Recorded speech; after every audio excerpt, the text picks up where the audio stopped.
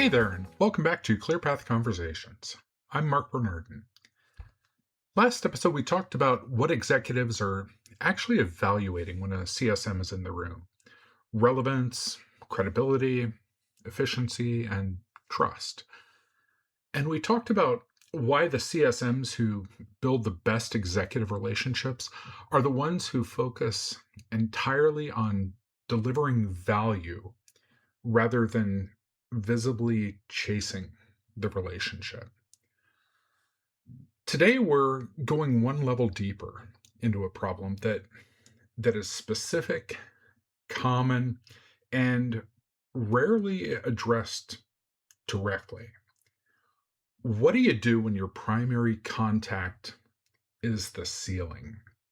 When the person you interact with most frequently is doing a good job at keeping you out of the executive level, and not necessarily intentionally, but structurally.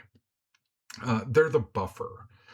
They attend your meetings, they respond to your emails, and every time you try to schedule something at a higher level, the answer is some version of, I'll loop them in when the time is right. Meanwhile, the renewal's coming up, the account it has structural vulnerabilities that you've identified through the PRP lens. And you know that if you don't have executive level engagement before that conversation, you're going to be negotiating uphill. How do you build upward without blowing up the relationship that you have? Let me start with something that I think gets missed in most discussions of this problem. Your day-to-day contact is not the obstacle. The framing of this problem, of this as a problem to solve around them, is, I think, where most CSMs go wrong. Now, if you treat your champion as someone to work around in order to get to the executive, you're you're going to lose both relationships. Your champion is going to feel bypassed and undercut, and the executive, if you can even get to them, will sense the awkwardness of the introduction and wonder why their direct report wasn't involved. The approach that actually works is making your champion the vehicle for the executive access, not the barrier to it, which means your first job is understanding why that barrier exists in the first place. There are generally three reasons a champion keeps a CSM out of the executive level. The first is protective. They're managing the relationship on behalf of their leadership, and they don't want to bring something upward that isn't ready or that might reflect poorly on them. Now, the second is territorial. They derive influence from being the gatekeeper of the vendor relationship, and they're not eager to share that position. The third is just simply procedural. They don't think there's a reason to involve leadership because nothing has specifically required it. Understanding which of these is operating changes your approach entirely. If it's protective, your job is to give your champion confidence that an executive interaction will go well. That means helping them prepare for it. That means having a clean, executive ready narrative ready that they can use to brief their leadership before anything goes on the calendar. That means making it easy for them to say, I've been working with our CSM on something that I'd like to bring to your attention. If it's territorial, you're you're just not going to force your way around it. What you can do is make the executive engagement feel additive rather than competitive. Something like a joint business review where your champion is positioned as the leader of the session and you're the strategic resource that they're bringing in. They're they're still the hero of that interaction. You're just giving them a better stage. Now, if it's procedural, if they just haven't thought about why executive engagement matters, that's actually the simplest situation. You create the reason. You bring forward an agenda item, an insight, or a strategic initiative that genuinely requires leadership level input. Now, not a manufactured excuse, but an actual business reason. Let me let me give you an example of how this plays out in practice. I once had an account where my primary contact was a security analyst who had championed the deployment and was pretty deeply engaged. She was excellent at her job and our relationship was pretty strong. But every time I floated the idea of a session with her CISO, the answer was some variation of, well, he's really busy right now, or let's do that when we have something more to show him. Now, I didn't I didn't push. Instead, I started paying close attention to what was actually happening in her world. I noticed that her team was about to go through a tabletop exercise, which is a simulated incident response drill. I knew we had data from their deployment that would be genuinely useful context for how they prepared for that exercise. Now, not our marketing content, but actual telemetry and pattern data from their environment. So I put together a brief, not a formal document, just a concise, clear summary of what the data showed and what it meant for their tabletop preparation.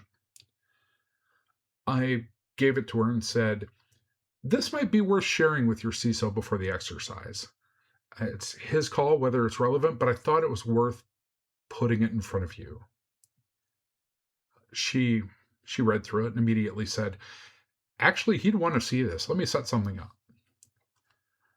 A few weeks later, I was on a call with the CISO and a couple members of his leadership team. Not because I had asked for the meeting, but because I had produced something that was genuinely worth their time. That's the model. The access follows the value. When you consistently produce things that are worth the executive's time, your champion becomes your advocate for getting you in that room rather than the person standing between you and it. Now let me talk about what to do once you get in that room, because there's a specific dynamic in a first executive meeting that you need to navigate carefully. The first executive meeting is an audition, regardless of the context around it.